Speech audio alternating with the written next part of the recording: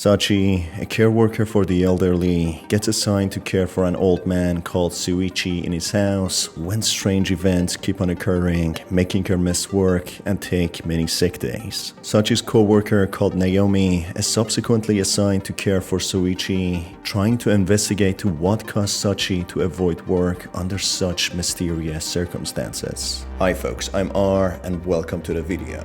Send me your game suggestions on Twitter, which I could cover for the upcoming videos. This video will contain spoilers. With that said, let's begin.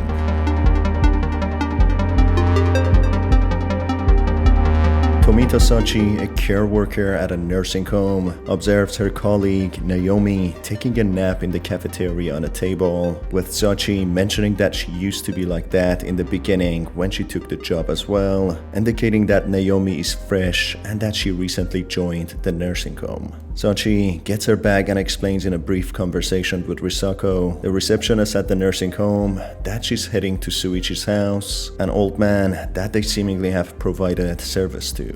Sachi got an unexpected call from his daughter earlier asking her to come over for an emergency, with not much detail being shared. Before leaving, Risako gossips a little about Naomi, explaining that she was abandoned in a tunnel in the forest after being born, with the police never finding her real parents, but luckily being adopted by a loving couple. Sachi leaves the building and walks through the empty streets at night all on her own, getting to Suichi's house shortly, as luckily his house is located not too far away from the nursing home. After a while of knocking with no one responding, she decides to go in anyway, believing they might be busy. After searching the messy and smelly house, left in an unkempt state, Sachi doesn't find any sign of Suichi nor his daughter or anybody else. As she starts to get worried, she finally finds Suichi in his wheelchair in a place that was empty before. He is on his own, staring blankly outside of a window, not uttering a single word. All of a sudden, Suichi starts urinating in his place, creating a pool of urine underneath himself, displaying the poor condition Suichi is in, with no one seemingly there to take care of him. Sachi quickly cleans up after Suichi, taking good care of him. After some time, she follows the source of the foul pungent smell, leading her upstairs where it becomes stronger. As she opens a door, she notices a person bending over and seemingly eating, maybe eating the corpse of a person, which terrifies Sachi, falling back and freezing in her place, with another figure observing her from behind. The time skips to the next day, with Kuramoto Naomi, or Naomi for short, being instructed by Risako, the receptionist, to go over to Suichi's house as she needs help. Naomi, confused to what happened to Sachi as she was in charge of him, Risako explains she doesn't know and the gossiping nature of her kicks in, speculating that she might not be feeling good due to another failed relationship. Naomi, not being well prepared and trained for home visits, but being the only member of staff available, gets a brief description about Suichi, which describes Suichi as an 83-year-old man who is seemingly showing early signs of dementia. He's explained to like baths and dislikes leaving his house. As Naomi leaves the building, she observes the golden sun setting with a monk standing in a corner, encouraging her to visit their temple. After arriving at Suichi's house and introducing herself, Naomi experiences strange events, with the TV suddenly turning on and a crow flying into the window.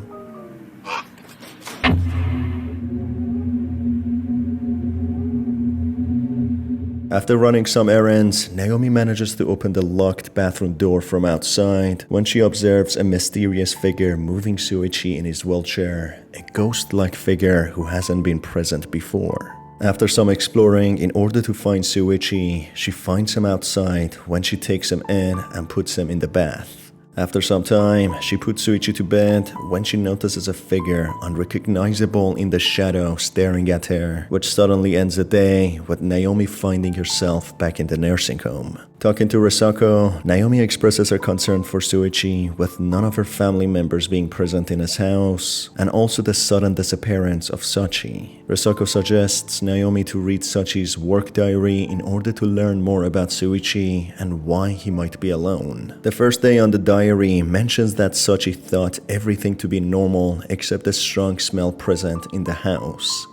On the second day, Sachi explains that she didn't know Suichi suffered from dementia, especially as he was fine the day before, now barely talking and saying a word. On the third day, she mentions how she got a last-minute call from Suichi's family that they won't be home. She still complains about the mysterious bad smell. On the fourth day, Sachi explains how she couldn't find Suichi anywhere, finally managing to find him lying outside. She further explains there are scratching sounds from walls and banging noises on the ceilings, not being sure where they come from.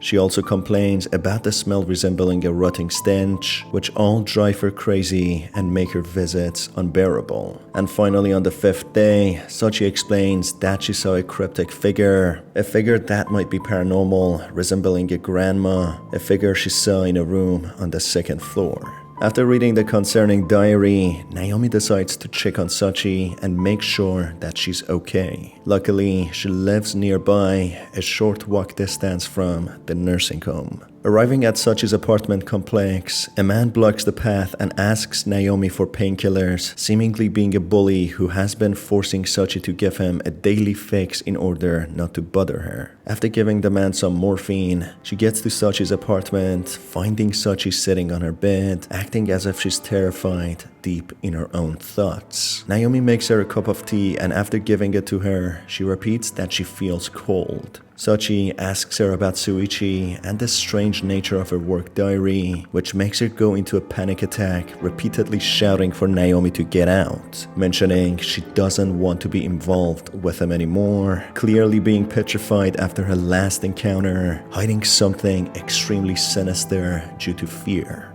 As soon as Naomi takes a few steps outside of Sachi's apartment, she rushes out of the house and jumps down to her death, ending her own life.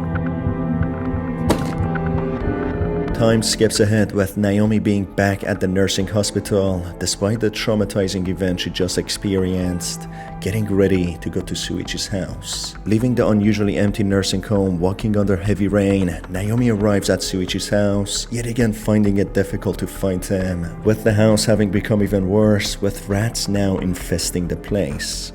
Not finding Suichi anywhere, she uses some tools to crank open a stiff door. She finds a crowbar there and a bloody note hinting Naomi to use the crowbar to lift open a loose floorboard and climb down a mysterious hatch. Underneath the house exists a long borrowed tunnel with a ritual taking place with no one present except for a bloody note and a mannequin-like figure with a Tengu mask on. The time of the deeds have been engraved to the elderly clocks. The mother got stabbed while preparing dinner and the clock struck 3:30. The girl was strangled when she was coming back from school and the clock struck 8:10. The boy got pushed down the stairs and the clock struck 5:40. The father was pushed down from the window and the clock struck 11:50. The gods will aid when the timepieces align. Suddenly, an old lady appears from the dark with her eyes gouged out, holding a knife and slowly approaching Naomi. Naomi, confused and frozen in fear, tries to understand the situation when the old lady swings towards her, narrowly missing her despite having no eyes, which makes Naomi run in fear. She goes upstairs back to the house and inputs the times from the ritualistic bloody note on the house clock while being chased by the crazed old woman with no sign of Suichi anywhere.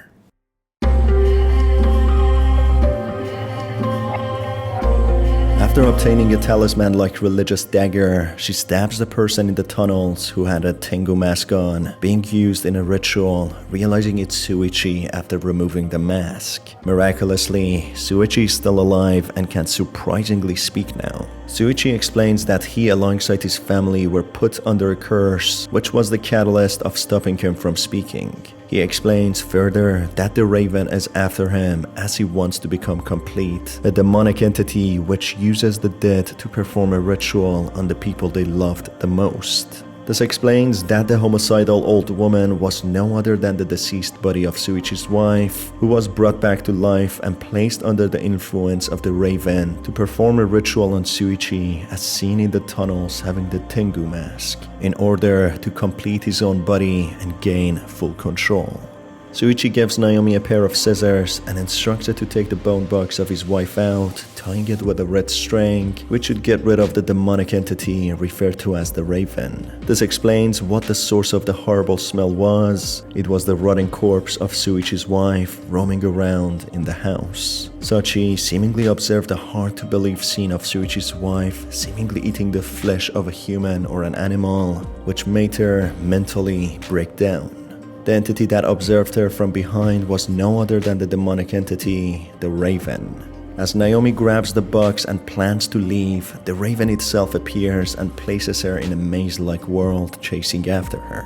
Naomi, after narrowly avoiding the Raven, finds the exit and leaves the house, being back to the real world. She keeps on running as fast as she can with the Raven known as Korosu Tengu still chasing her, a malevolent demonic entity which can influence the living through corruptive whispers into their ears and minds. Hence explaining the cryptic lines in the bloody note that the people who died under mysterious circumstances were in fact real people, and explaining why Sachi took her own life after having her mind severely corrupted by the Korosu Tengu. Naomi, running with whatever energy she has left, she arrives at an old temple which she enters unhesitatingly, with a monk present chanting a prayer, seemingly the monk she met from before. The monk realizes she's in trouble after seeing the bone box which he takes from her, informing her that if she would have been a little later, the poor woman's soul would have suffered a great deal. He helps Naomi to bury the box before it attracts anything else, setting Haori's soul free, Shuichi's wife. Naomi visits Shuichi a few more times and cares for him, this time being able to speak and interact, not being under the curse anymore, when they both go to Haori's grave to give their prayers. Just as Naomi is praying, Shuichi is seen partially transforming into Korosu Tengu, mentioning that Shuichi was gone the moment Naomi stepped into the house, revealing that he already took over Shuichi's body and was shape-shifting and playing around with Naomi, possibly just for fun. It seems as if this demonic entity corrupts the minds of the living, hunting them and causing psychological damage to the point of driving them into insanity. Something that was observed with Sachi, who couldn't live with the fear anymore and ended her life, and the people who died from the bloody note.